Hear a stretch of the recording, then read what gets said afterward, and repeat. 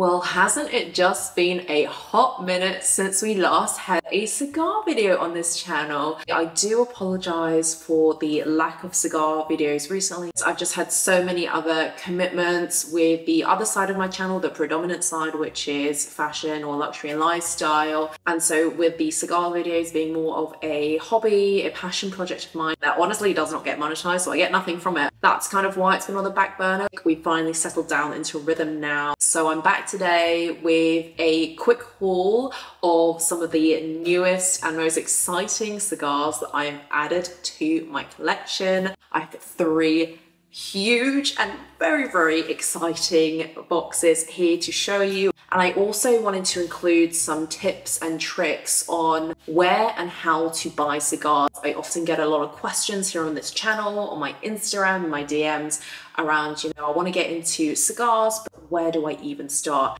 And if you come onto my channel before all of the cigar content kicked off, then you'll know I'm a pretty savvy shopper when it comes to anything really. I'm not afraid of saying no to something to get a better deal down the line. So I've applied all of those lessons into cigars. Now, of course, before we can get into unboxing these bad boys right here, I have to start with a disclaimer of sorts because there might be new faces to this channel. Tobacco is the topic that we're talking about here, and while there is little to no nicotine compared to the likes of cigarettes, etc., I've obviously got to make it very known that if you are not 18, you probably should not be watching this. In fact, you definitely should not be watching this. Wait your turn, it will come, okay? For those of you that do not like cigars, I'm honestly flattered and confused why you are here, but keep giving me the views, keep giving the engagements. If you're a hater, I don't know why you even bother wasting your breath, wasting your keyboard muscle movements, but just save it because we're all consenting adults here. I like to have the odd cigar. I'm pretty healthy and strong. People in glass houses should not be throwing stones. But for those of us who do enjoy it and want to know more, let's get straight into unboxing these. I have 1 box of Cubans right here, and the ones below are New World. And let's just start at the top with the Cuban. Nowadays, especially after going to Cuba, I don't buy that many Cubans. I still got a few from the trip that I took in 2022. But I thought actually, given I didn't buy many of these while I was out in Cuba, wanted to buy a box. And this is, as you can probably tell from the label, a box of H. Upmann cigars. Excuse the German labels that are, warning about smoking and all that business, but this is a box of 25. And of course, if I'm gonna go for a box of Cubans, I want one that is quality, reputable, tastes amazing, and is really affordable, because as we all know, Cuban cigars can often not be very cheap. For those of you who are unaware, H. Upmann is actually one of the most prestigious and oldest brands in existence to make cigars. I believe they have heritage from the 1840s. I absolutely love the selection. The price ranges is impeccable, and I haven't smoked one for a while now. Lisa will getting a box, so this is actually the first box of H. Upmann's I've gotten. This is the Majestic cigar. It's mild to medium in terms of its strength and also its body, and this is, as you can probably tell with all the German, this is bought in Germany. So my boyfriend, he went to Cologne with friends, and he went to an amazing cigar shop that I'm really sad that I could not attend because it looks amazing. It's called Peter Heinrichs, if I'm not mistaken. You can find it on Google Maps. That's basically how we found it, and I think it was like 3 stories of utter goodness. This is a box that we picked up that was pretty inexpensive. I believe for the box of 25, it must have been around 100, 150 euros. I don't have the exact prices, apologies on that one, but I'm sure if you were to ring up Peter Heinrichs or just look up online, you'll probably get the idea of like roughly what it is. But the taxes and duties in the EU, of course, is a lot lower than the UK, so anything is cheaper when it's outside. We're buying it in London especially. Obviously at the top you can see all the proof of authenticity and of controls here. If I just peel this back, because obviously there was a layer on top, but that has since been removed because we wanted to make sure humidity sachets could actually fit, because we've been waiting for this time that I could film this video, so we haven't smoked any of them. It's about 5.5 inches. I would say this is kind of like a Corona size, which is the ideal size for me. Very sweet aroma on the nose, light spices, light floral notes too. Now let's go into the next box, and I'm actually gonna slide the top one off because I think I'm gonna save the best till last. You will see in a moment what I mean. And this is actually now New World territory that we're going into. And this, as you can tell, is a very special box of Oliver Series V Edition Real. Sorry, I'm butchering the Spanish here. So this is probably one of the most beautiful and exquisite and luxurious boxes of cigars that I've gotten. The H. Hartman one, obviously, in comparison, is a little bit more utilitarian. Cuban boxes, I find, as a side note, they're always kind of basic, if you will. They're not really ones that you would necessarily keep for a long time, but this I will keep for cigar storage or other storage because it is so high quality. It's absolutely stunning. This is actually a limited edition box to commemorate the 135th anniversary of Oliver's founding. So we were actually traveling on a Euro trip and we stopped in Strasbourg, went to a lovely cigar lounge there. While perusing the store, the staff there were very kind to show us their limited edition ranges because we always love to get something a little bit special to commemorate our travels. And they whipped out this celebratory box of cigars. I mean, first of all, inside, the interiors, absolutely impeccable, stunning. Then we of course have this cover here, this protectant with the Oliver 135th anniversary writing on there.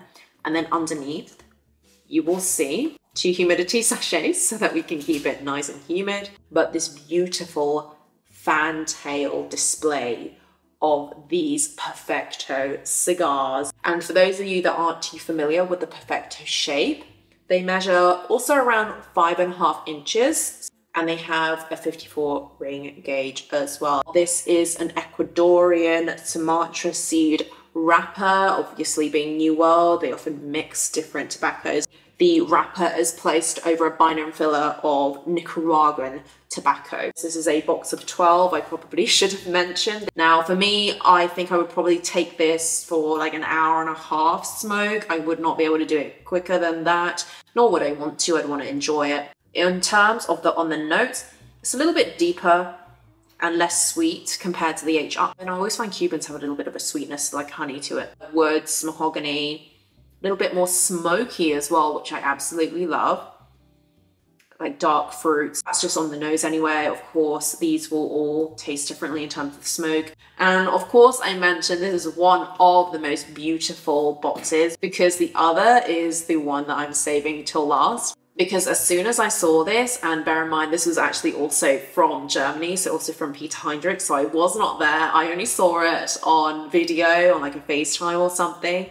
I was absolutely gobsmacked. This had to be bought. But it is this beautiful box of Vega Fina Year of the Dragon edition cigars. And obviously very culturally relevant because if you did not know or could not guess, I am Chinese and I'm very proud of my Chinese heritage as well as my Western upbringing. So it's kind of like the best of both worlds to have cigars, but also for the, you know, Chinese celebrations. I love that they've jumped on the limited edition Year of the Dragon Chinese New Year bandwagon, and they've produced a set of limited runs for this cigar. And I love that they've written the Chinese of Long Nian as well, which is like Dragon Year. So I absolutely love those details, and the shape of the box is so unique as well. It's got a beautiful high quality lock mechanism, so satisfying. We have the Vega Fina La Romana Classic Year of the Dragon 2024 on the top, and you've got the plate here which actually says which number of box this is out of the limited edition release. So apparently for this Year of the Dragon run, Vega Fina only produced 6,888 boxes, and this is 1886. I feel quite special now holding this box, and I think these will make great candidates for aging too. But let's just read the details on this little card here, and actually I love that it's written in English and also in Chinese, but let's just read the English here now. So it says, Vega Fina welcomes the Chinese New Year 2024, the Year of the Dragon, with this limited edition inspired by the Chinese zodiac calendar. For this special occasion, Vega Fina offers aficionados a selection of premium cigars which have been handcrafted using a balanced blend of tobacco leaves shaped in a big vitola of 54 ring gauge and 171 millimeters length, finished with an original double pigtail. The result is a cigar that stands out for its refined aroma and rich flavor with nuances of cedar, vanilla, and nuts. Vega Fina Year of the Dragon 2024 is presented in an eye-catching red wooden box decorated with gold details. Each box contains 2 blocks of 8 cigars, the Chinese lucky number. Then it has more details around the vitola, filler, binder, wrapper. So we've got, again, a mixture of New World, Dominican, Nicaraguan, Ecuadorian. Then if I peel off the dragon-themed paper, we see the rows of beautiful wrapped cigars. And here is the cigar in question. And yes, we've got a little pigtail, super cute. And we have the super special Vega Fina Year of the Dragon label at the bottom here. And these are all made by hand. I should probably have said we only buy made by hand cigars because we've tried machine rolled cigars. They're just not it. They're cheaper for a reason. This will be a longer smoke for me, actually. This might be almost 2 hours, depending on how enthusiastic I'm feeling. So those are the 3 newest additions to our cigar collection. This obviously does not count the array of other cigars, Cuban and New World, that we also have in our existing collection, but I've already done videos around those. Plus, we'd be here forever because it changes daily depending on what I'm smoking. So with that in mind, let's now pivot to the other section of today's video, and that is around the kind of tips and tricks that I have on buying cigars. Now let's start off with where I personally love to buy cigars. As you can probably tell, I am UK based. So in terms of local suggestions, my favorites are Davidoff, JJ Fox, Dunhill, as well as there are many myriad of hotel bars and lounges that I do frequent. That would be too many to count and list on this video. Those are the places where I buy the odd cigar in the UK because obviously it's going to be more expensive. However, if it is boxes that I'm trying to buy or just generally in bulk, I will try and buy that internationally, which, as you may see from my Instagram stories, maybe some of my videos, that I travel frequently. I'm very blessed that I'm able to do that. And so with that in mind, I'm able to take advantage of tax-free or lower duty prices, whether that be from airports or other lounges abroad or other dedicated cigar shops. I know there are so many online sites in the meantime as well that you can buy from. And obviously, you know, doing a quick online search will reveal a lot of highly rated sites, but I haven't tried those because I've been fortunate enough to go in person. And I would always recommend that, especially if you are new, just so that you familiarize yourself with the authentic real deals, what you do like, what you don't like, and also get the advice from a cigar connoisseur. That is always something that I, even still to this day, take advantage of. So now that we've talked about the places to buy, it's probably worth talking a little bit around where to buy specific types of cigars. And when I say specific, I'm more talking about Cubans versus New World. At least for me, I found that Cubans are obviously cheaper in, you guessed it, Cuba. Now, again, I feel very fortunate. I've been to Cuba, other countries near it. So it's obviously the closer that you get geographically to the origin country, the cheaper it will be. And also based on, you know, politics going on, if they've got embargoes like the US do, it will vary in price. And so for our Cuban collection, it's largely comprised of the purchase from there. Though I do find that you can get great deals in the EU, other rest of the world. You will just have to check and make sure that you're comparing online and based on your experiences. I have a rough idea in my head of what is a reasonable price versus an inflated price, but you just have to kind of shop around. The New Worlds, you're generally going to find they're going to be a bit cheaper. I think because of the reputation of Cubans, they use that to, I guess, price up because of the name, but New Worlds are just as great, if not, you know, better in terms of quality control, in terms of variation. I had a separate video talking about this hotly debated topic, so you can go check that out. Again, I like to check online and do a comparison of prices so that I'm always getting the most competitive or the most reasonable at a given time. And obviously different sizes, ring gauges, lengths, those kind of things will vary and change the prices that you're going to get. But I kind of know the sizes and shapes and things that I like, and I roughly know the prices, and I think this just comes with time. So now with all of those tips in mind, let me actually talk you through my 10-point process when shopping cigars. Because when I realized what I was doing every time I was buying cigars, it was very methodical. The first step in this process is deciding what you want to buy, because you do not want to go into a cigar shop like a kid in a candy store. This means having, you know, either a list if you have specifics, or if you just have ballpark ideas from recommendations online or word of mouth, those kind of things. you want to at least get an idea, especially if you're new, of do you want Cuban? Do you want New World? What sizes do you want? What's the length of smoke or the duration that you're going to be smoking for? What's your budget? These are very important parameters that you want to make sure you have a rough idea of. I'm not saying you need to get the very specific brands and sizes and all the names, right? Because this will vary depending on the store that you're going to, their selection. Just have a rough idea and be prepared perhaps to be open-minded on trying something new. That's what I absolutely love, and I love deferring to the staff there who are always so friendly, super helpful, and may recommend me something that I would have never thought to get, but actually worked out even better perhaps. So I like to keep an open mind, but also have a guiding list, because that helps me be disciplined on the amount of cigars, the type, and I won't be disappointed. And this is especially true if you're traveling abroad, because there will also be restrictions on how many cigars that you can bring back to your home country potentially. Being in the UK, I believe it is 50 cigars per person. I know they have this different tier system of cigarettes, cigars, other pipe tobacco, those kind of things, but I believe per person it's 50. And that's regardless of size, I believe, too. So you just want to make sure that you're sticking with this and you don't go overboard. Similarly, in other countries, there may even also be embargoes and things, like with the US. I'm not too familiar, but obviously be aware of those restrictions. Now onto my second step, and that is around choosing your location of purchase. So whether that be locally or internationally, you want to make sure that you've saved or write down a list of the locations that you want to go to, embed that into your itinerary, making sure that you're allowing at least 30 minutes, though preferably at least an hour, to frequent, to check out and luxuriate. Smoking cigars is something that you want to take your time with. You don't want to feel rushed, especially if you're choosing a selection that you will be smoking for hours potentially in the future, right? So you want to make sure you check reviews, you want to check the website, you want to check the facilities there. And if I find with the latter that there is a lounge, then I'll usually also try and bring my cigar accessories, because there is obviously a very good chance that I'm going to want to enjoy the purchases that I just made.